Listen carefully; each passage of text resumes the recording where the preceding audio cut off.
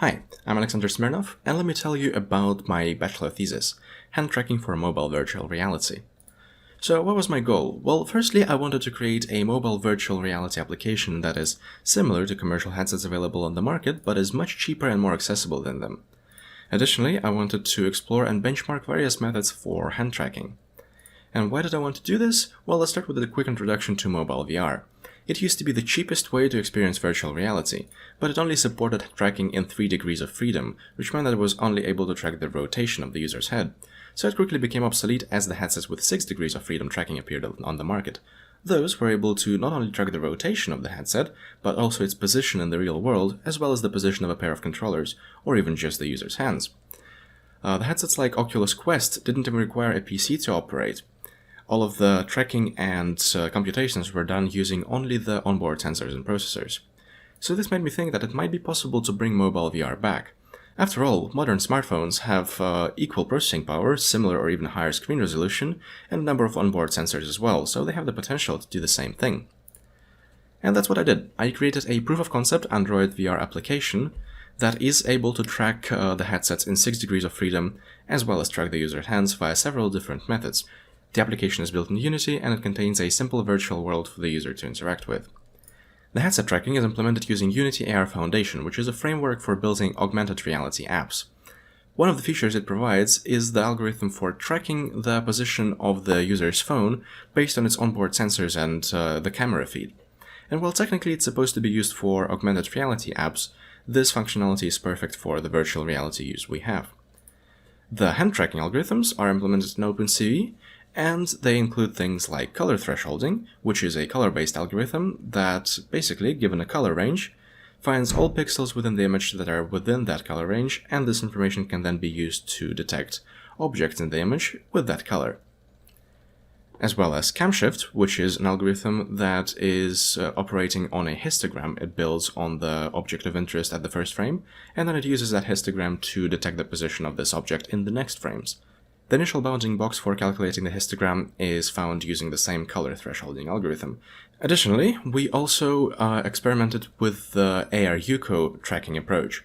OpenCV is able to detect these black and white square markers and fully estimate their pose, meaning that it's able to give us the position, the rotation, and the distance from the camera for each of these markers.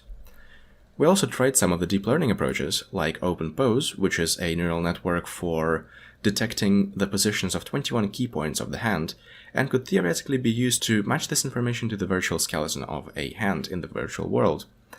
Finally, we also tried 2 neural networks, YOLOv3 and YOLOv3 Tiny, which are object detection networks, meaning, given an image, they can give you a bounding box for an object of interest, in our case, hands.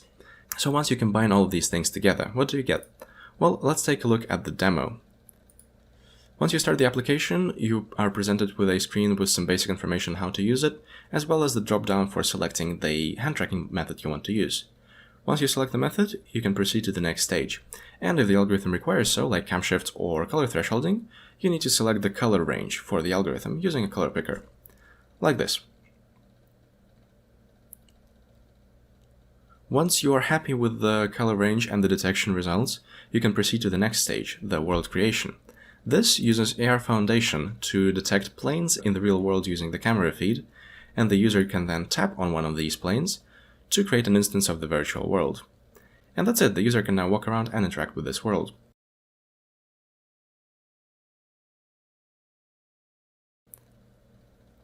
If you enable the debug information, the real world will be drawn above this, so you can see that when I move around in real world, I also move around in the virtual world, and I can use my hand to interact with the virtual objects.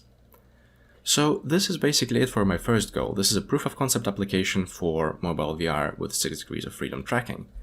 Now, as you remember, my second goal was to explore and benchmark various methods for hand tracking. So each of these methods was compared in speed and accuracy. The speed was measured in frames per second on a OnePlus 8 Pro smartphone in 2 different virtual worlds. The first one was completely empty to give full processing power to the algorithm, and the second one contained things you would expect to see in games, like terrain, foliage, and physics objects. The accuracy was measured by running the algorithms on a custom 3D animation of a moving hand. Now, we decided to go for 3D animations instead of real footage, because different algorithms require different hand representations. For example, ArUco requires the hand to have a marker, and Camshift works best if the user is wearing bright gloves. While it would be possible to create real recorded footage of hands in different representations, the videos wouldn't be exactly the same, so the experiments wouldn't be very fair. The animated approach, on the other hand, allowed us to make the videos exactly the same in terms of movement and position of the hand, as well as use the different hand implementations in each, and even make animations with different lighting conditions, so we can test that as well. Now, we believe that using animations instead of real-world footage is fine, because most algorithms are color-based anyway, and we tried to make the animations as realistic as possible, so we included things like motion blur and camera shatter. So each algorithm was then tested on these animations, and the outputs of the algorithm were inspected frame by frame. Each frame was manually classified as correct, meaning the algorithm correctly detected the position of the hand, incorrect, meaning it detected the hand in the wrong place, and missed, meaning it completely missed the hand in the frame. Unfortunately, I don't have the time to go into detail about the results, but in general, the algorithms were not perfect, and each one had its advantages and disadvantages.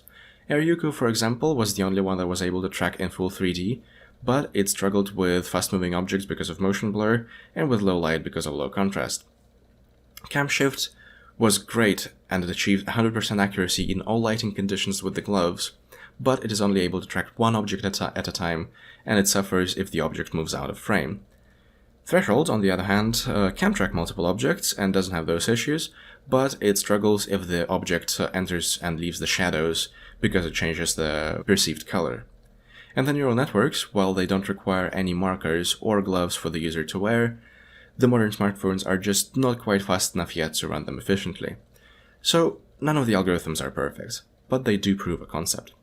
So to sum up, I wanted to create a mobile VR application that provides a similar experience to standalone commercial headsets. I made an implementation with Unity and OpenCV and tested a number of hand tracking algorithms. While none of them were perfect, and none of them were suited for every condition, they did serve as a proof of concept. So, with more work, mobile VR can once again become a real competitor in the virtual reality industry. Thank you for your attention. The full source code and the full text of my thesis can be found on my GitHub, the link in the description.